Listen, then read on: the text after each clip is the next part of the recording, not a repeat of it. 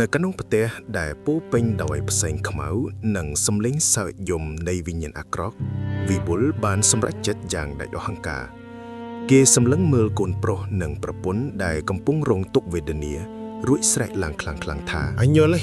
ទូរស័ព្ទសម្បត្តិទាំងអស់នេះវាជារបស់ក្តៅក្រហាយបើពួកឯងចង់បានយកវាទៅចុះតែគុំប៉ះពាល់គ្រួសារអញគ្រាន់តែវិបុលនិយាយចប់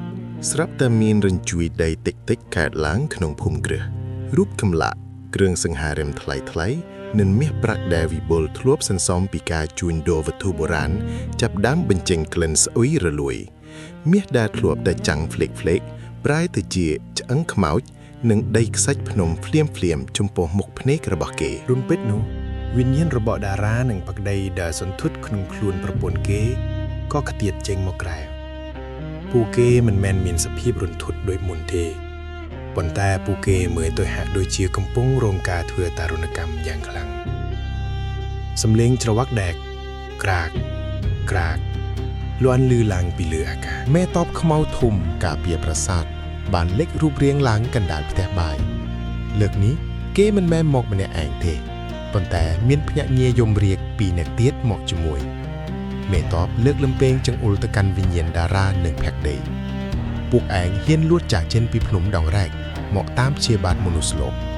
ឥឡូវដល់ពេលត្រូវត្រឡប់ទៅទទួលទោសក្នុងរោងភ្នំវិញហើយមេតបងាកមកមើលវិបុលរួចទល់ថាវិបុលឯងបានលះបង់ទ្រព្យបាបនោះគឺជាការសម្រេចចិត្តដ៏ត្រឹមត្រូវប៉ុន្តែឯងនៅមានភារកិច្ចមួយទៀតនៅមានរបស់សក្ការៈមួយដែលស៊ីឡាបានលុះទៅឲ្យជនជាតិបរទេសម្នាក់បើរបស់នោះមិនត្រឡប់មកដល់ប្រាសាទព្រះវិហារវិញទេបណ្ដាសានេះ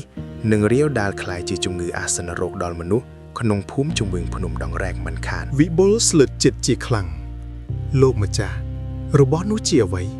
ហើយតើនៅឯណាវាគឺជាព្រះខ័នពេជ្រដែលប្រើសម្រាប់ធ្វើពិធីក្រុងពាលីប្រាសាទឥឡូវវាស្ថិតនៅក្នុងដៃអ្នកជំនួញម្នាក់ឈ្មោះ Smith ដែលកំពុងរៀបចំដឹកវាចេញទៅក្រៅប្រទេសតាមផ្លូវទឹកមេតបក៏រលីបាត់ទៅបន្សល់ទុកតែភាពស្ងប់ស្ងាត់នៅក្នុងផ្ទះដែលឥឡូវប្រែជាទទេស្នាតគ្មានសល់ទ្រព្យសម្បត្តិអ្វីទាំងអស់វិបុលដឹងថាគេមិនត្រឹមតែត្រូវសង្គ្រោះគ្រួសារទេប៉ុន្តែត្រូវសង្គ្រោះមនុស្សជាច្រើនពីបណ្ដាសាដែលគេបានចូលរួមបង្កើតឡើងវិបុលទាញទូរស័ព្ទដែលនៅសេសសល់តែមួយគត់ហៅទៅកាន់លេខសម្ងាត់មួយដើម្បីស៊ើបរកទីតាំងរបស់ Smith គេដឹងថាយប់នេះគឺជាយប់ចុងក្រោយបើព្រះខ័នពេជ្រឆ្លងផុតព្រំដែនទឹកកម្ពុជាបណ្ដាសានឹងមិនអាចដោះស្រាយបានជារៀងរហូតនៅកំពង់ផែស្ងាត់ជ្រងំមួយនៅពេលឡាត្រៀតលោក Smith អ្នកជំនួយវត្ថុបុរាណជនជាតិបរទេសកំពុងញញឹមដោយក្តីមោទនៈខណៈដែលគេសម្លឹងមើលប្រអប់ឈើវែងមួយដែលទើបនឹងដឹកមកដល់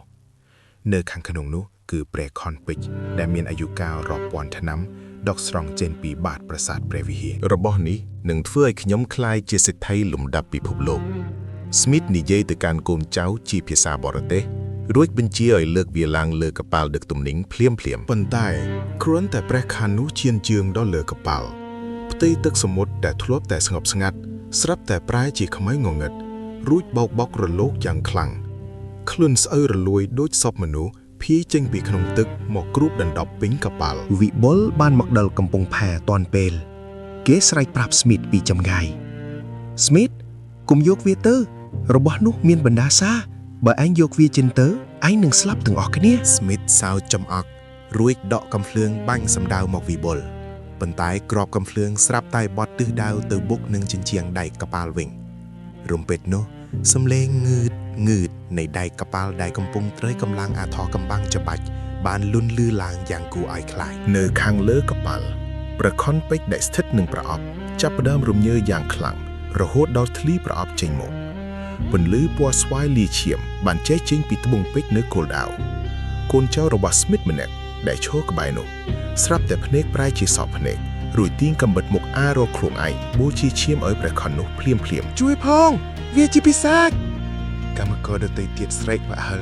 រត់ជន់គ្នាធ្លាក់ចូលក្នុងទឹកសមុទ្រប៉ុន្តែអ្នកដែលធ្លាក់ចូលទឹកមិនបានហែលឡើងមកវិញទេពួកគេត្រូវដៃខ្មៅរាប់រយដែលលុបចេញពីក្នុងទឹកទាញបន្លែកចុះទៅបាតសមុទ្រទាំងរស់វិបុលដឹងថាគេត្រូវតែធ្វើអ្វីមួយគេសម្លឹងមើលស្រកានាគនៅលើម្រាមដៃរបស់គេ ដែលឥឡូវនេះវាកំពុងតែឡើងក្រហមឆ្អៅដោយភ្នក់ភ្លើងគេលោតឡើងលើកប៉ាល់ទាំងគ្រោះថ្នាក់សម្ដៅទៅរកពេលខាន់ពេក Smith ដែលឥឡូវនេះភ័យស្លន់ប្លោបានស្ទុះទៅចាប់ដកប្រខាន់នោះចេញពីស្រោមបំរុងនឹងការពារខ្លួនប៉ុន្តែគ្រាន់តែដៃរបស់គេប៉ះនឹងដងដាវស្បែកដៃរបស់គេក៏ចាប់ផ្ដើមរលួយខ្លោចភ្លាមអូយក្តៅណាស់ជួយខ្ញុំផង Smith ស្រែកយំអង្វរវិបុល វិបុលដើរចូលទៅជិតរួចនិយាយទាំងសំឡេងធ្ងន់ធ្ងរ Smith លេខដាវនោះទៅបើមិនដូច្នេះទេវិញ្ញាណម្ចាស់ដាវនឹងយកព្រលឹងឯងទៅធូរជាស្រោមដាវអកលបជានិច្ច រំពេចនោះស្រមោលមេទ័ពខ្មៅធំបានលេចរូបរាងឡើងពីលើផ្ទៃទឹកសមុទ្រកម្ពស់ខ្ពស់ជាងកប៉ាល់ទៅទៀតគេលើកលំពែងមាសឡើងរួចបំរុងនឹងចាក់ធ្លុះកប៉ាល់ទាំងមូលឲ្យលិចចុះទៅក្នុងបាតសមុទ្រ វិបុលដឹងថាបើគេលូកដៃទៅចាប់ប្រខាន់នោះដោយដៃទៅទេគេក៏មុខជាត្រីបណ្ដាសាសម្លាប់ដូចគ្នាគេក្រឡេកមើលស្រកានាគនៅលើមេរឹបដៃដែលមេទ័ពធ្លាប់ផ្ដល់ឲ្យគេសម្រេចចិត្តយកដៃខាងដែលមានស្រកានាគនោះទៅចាប់ក្តាប់ដងប្រខាន់ពេជ្រយ៉ាងណែន ពន្លឺពណ៌ស្វាយនិងពណ៌ក្រហមបាយចាស់ប៉ះគ្នាបង្កើតជាកម្លាំងផ្ទុះយ៉ាងខ្លាំងវិបុលមានអារម្មណ៍ថាឆ្អឹងក្នុងខ្លួនរបស់គេហាក់ដូចជាត្រូវគេគិនកំទេចប៉ុន្តែស្រកានាគនោះបានបញ្ចេញរស្មីការពារមិនឲ្យវិញ្ញាណអាក្រក់ចូលមកដល់បេះដូងរបស់គេឡើយរំពេចនោះវិញ្ញាណរបស់ស៊ីឡាបានលេចរូបរាងឡើងចំកណ្ដាលពន្លឺនោះលើកនេះស៊ីឡាមិនមែនមកឡង់ទេប៉ុន្តែគេមកក្នុងសភាពជាអ្នកដោះបណ្ណុលកម្មស៊ីឡាបានយកដៃថ្មរបស់គេមកជួយទប់ដៃវិបុលដើម្បីដោះព្រះខ័ននោះចេញពីក្តាប់ដៃរបស់ Smith វិបុលបញ្ចុះវាទៅយកវាទៅផ្ទះវិញស៊ីឡាខ្សឹបប្រាប់ទាំងទឹកភ្នែកឈាមហូរស្រុកលើថ្ម នៅពេលព្រះខ័នដេញចេញពីដៃ Smith ក៏ស្រែកឡើងមួយអស់សំឡេងរួចខ្លួនប្រាណរបស់គេក៏ប្រែជាខ្មៅខ្លោចរលាយទៅជាផេះហោះទៅតាមខ្យល់សមុទ្របាត់បង់ជីវិតដោយគ្មានសូម្បីតែសាកសពមេតបខ្មៅធំដែលឈរលើផ្ទៃទឹកបានទម្លាក់លំពែងចុះរត់ពោលទាំងសំឡេងគ្រូហឹមដែលធ្វើឲ្យទឹកសមុទ្រញ័ររន្ធត់វិពុល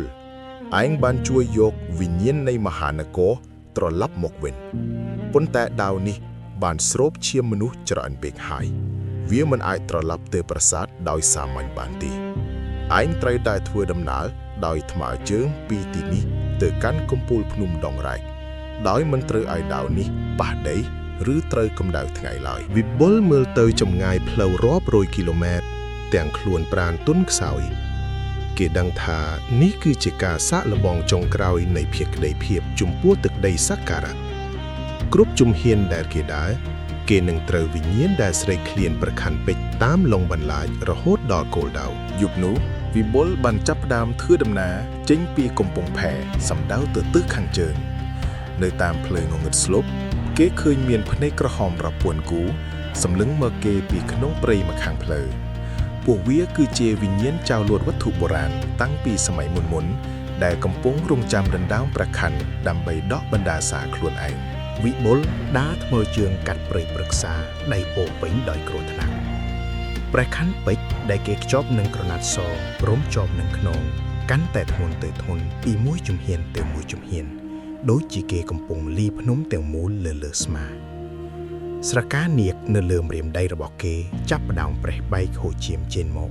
ព្រោះតៃត្រីទប់ទល់នឹងអំណាចបណ្ដាសាដែលចង់ទម្លុះចេញពីក្នុងដាវនៅយប់ទី3ក្នុងព្រៃជ្រៅនៃខេត្តកំពង់ធំវិបុលបានជួបនឹងឧបសគ្គដ៏ធំបំផុតវិញ្ញាណចៅលួចវត្ថុបុរាណរាប់រយនាក់ដែលស្លាប់បាត់បង់ជីវិតដោយបណ្ដាសាខុសៗគ្នាបានចេញមកឡោមព័ទ្ធគេខ្លះគ្មានក្បាលខ្លះមានតែពាក់កណ្ដាលខ្លួនពួកវាតម្រក់តម្រង់មករកវិបុលទាំងសម្រេចស្រែកឃ្លានយកព្រះខ័នមកឲ្យយើងចង់ដោះលែងព្រលឹងសំឡេងខ្មោចទាំងនោះលាន់លឺដូចសូរខ្យល់បោកវិបុលដួលលត់ជង្គង់ចុះព្រោះកម្លាំងរបស់គេបានខ្សែអស់ទៅហើយក្នុងពេលដែលពួកវិញ្ញាណអាក្រក់លូកដៃមកជិតនឹងប៉ះខ្លួនគេទៅហើយនោះ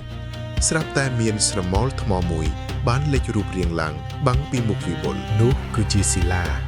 ប៉ុន្តែលើកនេះរូបរាងថ្មរបស់គេបាក់បែកខ្ទីខ្ទីស្ទើរតែមើលមិនយល់ថាជាមនុស្សស៊ីឡាបានប្រើវិញ្ញាណដែលនៅសេសសល់ចុងក្រោយដើម្បីបង្កើតជាខែវការពារវិបុលរត់ទៅវិបុលយកវាទៅឲ្យដល់កុំឲ្យការស្លាប់របស់ពួកយានខ្លាយជាអាសារបាំង ศิลาស្រីទាំងសំលេងក្រហមរួចស្ទុះទៅវីតតាំងនឹងភូមិខ្មោចទាំងនោះទាំងដាច់ដេកៅ វិបុលប្រើកម្លាំងចុងក្រោយវាចេញពីចំណោមហ្វូងវិញ្ញាណគេមិនហ៊ានងាកក្រោយមើលឡើយទោះបីជាឮសំឡេងស៊ីឡាឬពួកខ្មោចហែកកំតិចរូបរាងថ្មជាបំណែកក៏ដោយការលាក់បងរបស់ស៊ីឡាគឺជាដង្ហើមចុងក្រោយដោយជួយឲ្យវិបុលធ្វើដំណើរមកដល់ជើងភ្នំដងរែកនៅក្លាយទី7នៅចំពោះមុខជណ្ដាប្រាសាទព្រះវិហារវិបុលលែងមានកម្លាំងសំបីតែងើបឈរស្បែករបស់គេចាប់ផ្ដើមប្រែជាពណ៌ប្រផេះដូចថ្មបន្តិចម្ដងព្រោះបណ្ដាសាបានស៊ីចូលដល់ឆាំងគេប្រើដៃដែលនៅសល់កម្លាំងតិចតួចអូសខ្លួនឡើងតាមជណ្ដាថ្មម្ដងមួយកាំម្ដងឈាមហូរស្រោចពីនកម្មជណ្ដាដែលនាំទៅរកខ្លោងទី4មេតបខ្មៅធំបានលេចរូបរាងឡើងនៅមាត់ទ្វារសម្លឹងមើលវិបុលដោយកែវភ្នែកគោរពវិបុលឯងបានធ្វើខ្មាំងរឿងដែលមនុស្សលោកពិបាកនឹងធ្វើបានឥឡូវចូលដាក់ព្រះខ័នពេជ្រក្នុងរុនសេឡានេះទៅដើម្បីបិទបញ្ចប់រឿងរ៉ាវទាំងអស់វិបុលលើកព្រះខ័នពេជ្រដាក់ចូលក្នុងប្រហោងថ្មដែលជាកន្លែងដាមរបស់វាភ្លាមនោះរស្មីពណ៌មាសចាំងភ្លៀកចេញពីកំពូលប្រាសាទជំរះរាល់ផ្សែងខ្មៅងងឹតនិងបណ្ដាសាទាំងឡាយឲ្យរលាយបាត់អស់ពីទឹកដីព្រះវិហារប៉ុន្តែនៅពេលបណ្ដាសាលីបាត់ទៅខ្លួនព្រះអានរបស់វិបុលក៏ចាប់ផ្ដើមរលាយបាត់បន្តិចម្ដងដែរនៅខណៈពេលដែលព្រះខ័នពេជ្រត្រូវបានដាក់បញ្ចូលទៅក្នុងរុនសេឡាដើមវិញរស្មីពណ៌មាសដ៏ត្រជាក់ត្រជុំបានជះគ្រប់បណ្ដប់ពេញកំពូលភ្នំដងរែកខ្លួនប្រាណរបស់វិពុលដែលធ្លាប់តែរលួយខ្លោចនិងប្រែជាថ្មក៏ចាប់ផ្ដើមមានអារម្មណ៍កក់ក្ដៅឡើងវិញរបួសទាំងឡាយដែលកើតពីបណ្ដាសាបានសះស្បើយប៉ុន្តែម្រាមដៃដែលគេបានកាត់បូជានោះវាមិនដុះមកវិញឡើយវាបានคล้ายជាស្នាមសម្លាកនៃសច្ចធម៌មេតបខ្មៅធំការពារប្រាសាទបន្ទាបលំប៉ែងចុះរួចអោនក្បាលបន្តិចទៅកាន់វិពុលទឹកចិត្តលេះបងរបស់ឯងបានជំរះនៅបាបកម្មទាំងឡាយដែលឯងបានសាងចាប់ពីពេលនេះទៅបណ្ដាសានៃប្រាសាទព្រះវិហារនឹងត្រូវបិទជិតវិញ្ញាណរបស់ស៊ីឡាតារានិងភក្តីក៏ត្រូវបានដោះលែងឲ្យទៅតាមយថាកម្មរបស់ពួកគេដែរវិបុលងាកទៅមើលខាងក្រោយគេឃើញវិញ្ញាណមិត្តភក្តិទាំង3នាក់ឈរញញឹមដាក់គេក្នុងសភាពស្អាតបាតមិនមែនជារូបរាងខ្មោចរន្ធត់ទៀតឡើយស៊ីឡាបានលើកដៃសំពះវិបុលជាលើកចុងក្រោយមុននឹងរូបរាងពួកគេរលាយបាត់ទៅក្នុងពន្លឺព្រះអាទិត្យដែលកំពុងរះឡើងនៅឯភ្នំពេញភរិយានិងកូនប្រុសរបស់វិបុលបានដឹងខ្លួនឡើងវិញក្នុងសភាពធម្មតាផ្សែងខ្មៅងងឹតដែលធ្លាប់បាំងចិត្តផ្ទះក៏បានរលាយបាត់ទៅជំនួសមកវិញដោយពន្លឺថ្ងៃដ៏ស្រស់បំព្រេងវិបុលបានត្រឡប់មកផ្ទះវិញក្នុងនាមជាមនុស្សថ្មីគេបានធ្វើតាមសន្យាដោយលោកទ្រព្យសម្បត្តិដែលសេសសល់ទាំងអស់យកទៅសាងសង់មន្ទីរពេទ្យសាលារៀននិងជួយជួសជុលទីសក្ការៈនៅតំបន់ជើងភ្នំដងរែកគេឡើងជាថៅកែវត្ថុបុរាណដ៏លោភលន់ទៀតហើយប៉ុន្តែគេបានក្លាយជាអ្នកការពារមរតកដូនតាច្រើនឆ្នាំកន្លងផុតទៅវិបុលតែងតែនាំកូនប្រុសរបស់គេទៅលេងប្រាសាទព្រះវិហារជារៀងរាល់ឆ្នាំ